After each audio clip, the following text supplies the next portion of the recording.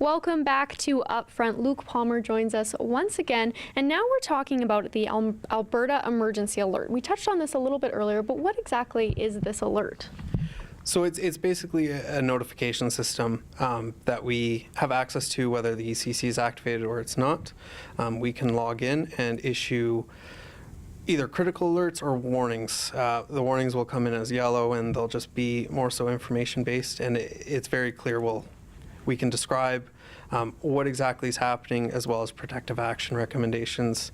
It'll come in as red if it's an actual issued alert, and again, it's going to cover what exactly is happening and the appropriate recommendations for keeping yourself and others safe as well. And where could someone go to check these? I see them on the TV, I think, sometimes. Is that sort of the area that people can tune in to check them out? So we do urge everyone with mobile devices to get the app. You can go through your preferences and actually set your region that it will give you a push notification, just like a text message, where it will actually interrupt whatever you're doing and it will give you this notification. The website is always available too, and you just pick your region. The nice part about the alert system is that we can actually interrupt all broadcasts. So if you are watching TV or if you're driving in your car, once we've initiated it, it's going to come across, and you hear that very loud kind of tone followed by a description of what's happening. So, and on the TV, it will read everything to you as well. So it's very important that when that tone comes on, if it's not saying this is a test, even if it is a test, you should be paying attention, but more so, if you don't hear the word test, you're really paying attention to the specifics of what's actually happening. And both you and Dana touched on these earlier, but 72-hour emergency kits, what are they and who needs to be making these? All households should be making these. They're very important. Dana talked about how inundated our services will be.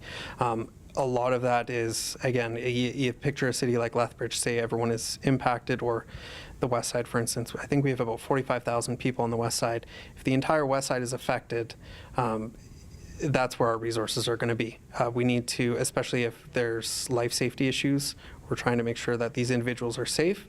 And at the same time, if other people are being impacted that we can't get to immediately, but they're in a sense safe where they are, they need to be able to take care of themselves, whether that's sheltering in place, evacuation, whatever it may be. I think the role of a 72-hour kit as well kind of expands people's mindset on disasters.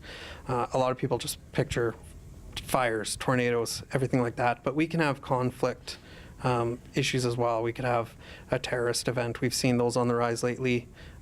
We could have an active assailant, not terrorist related. We could have riots, for instance.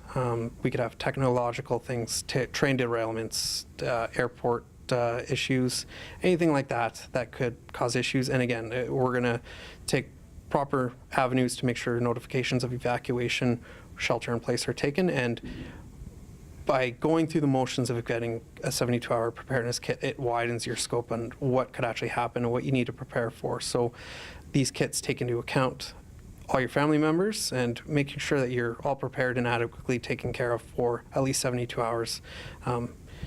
Our local resources are inundated, and again, if we get to the point where we need to ask for provincial assistance, that's even longer. So we need to have people being able to take care of themselves until either local resources free up or provincial entities can come in. And we talked about 72-hour emergency kits to have in the home, but if you need to evacuate, what sort of emergency kit should you have in your vehicle? Really, you should have one in your house and your vehicle, and that's in case you can't get the one in your house. As you're evacuating, you can get the one in your vehicle. And it's going to encompass the same amount of things, but it's going to have also things that you'd have in your emergency pack in your vehicles, like anything that you would have in your vehicle, jumper cables, candles, and again, appropriate clothing. And, you know, if you're going to evacuate, maybe you're bringing some sleeping materials as well. And now I remember in school discussing this, the family emergency plan. What is that, and how do you develop that with your family? So it's very important to communicate together. That way everyone is on board and understands it completely. You have to take into account that as much as we'd like everyone to be home when these things happen, everyone's not home. We need to look at what school everyone's at, if they're at school, where's work, and if you can't get home prior to being evacuated, or if you're sheltering in place at work, how can you communicate with your family members? Do you have a place to meet? Are there other contingency plans like that? I would also, it would be recommended to have emergency contacts that everyone knows where we can contact, and or you can contact, and kind of a check-in system like, hey, if you hear from Joe, let him know that we're going here, or if he contacts you. So everyone has the same people that they can contact, so that way if everyone's calling that person, the same information is getting disseminated. So it's just having an idea of, if I'm here and you're there, where can we meet? Or if we can't communicate, what are other means that we can communicate? And I mean, we would love for everyone to be at home, but unfortunately it doesn't happen. So people need to have these thought processes. And part of that too is, if you're evacuating your home and you're all there, how are you going to evacuate? If the threat is at this door, which door would you use? Or if no doors are available, how else are you going to get out? And does everyone understand that? So it's important to know that if you're separated in your house and you can't get together, what are all the exits? Absolutely. You've given some great information today, Luke, both you and Dana. If anyone wants to check up on anything you've said, find out more information, what are the resources perhaps online that people can visit? First of all, our city website does have a wealth of information, and we're going to be consistently updating that. Emergency management, as I mentioned, is an ever-growing area, so we want to keep up on proper information and relevant information. Alberta government, AEMA, the Alberta Emergency Management Association, the Alberta Emergency Alert website, as well as Public Safety Canada are all great resources. Perfect. Thank you so much for joining us today, Luke. We really appreciate it. You're welcome. Stay safe. Yes, that's right. Stay safe. Thank you so much for watching, and we'll see you next time on Upfront.